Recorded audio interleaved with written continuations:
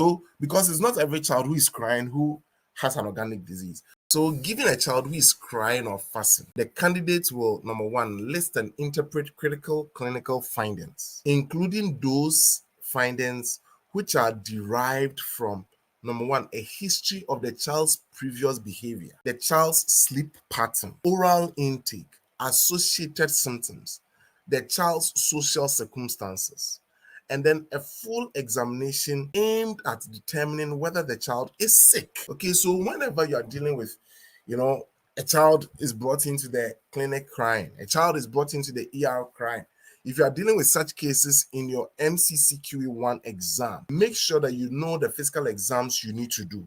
Make sure you know the kind of history you're going to take on these children. And then another enabling objective is list and interpret critical investigations, including investigations for any suspected underlying disease or trauma. So if a child has gone through, any form of traumatic experience, you must be able to list the interpretation for investigations you're going to do for that child and construct an effective initial management plan, including counseling caregivers if the fussy or crying child does not have an organic disease. So, because it's not every child who is crying who has an organic disease. So, there are some of the situations where your management plan should be reassuring the parents. There are some of the situations where your management plan should be just reassuring the parents of that particular, all right? And then determining if the child requires follow-up for additional investigation and management, and determining if the child needs a referral, either immediate or elective, and ensuring the child's safety if abuse is suspected.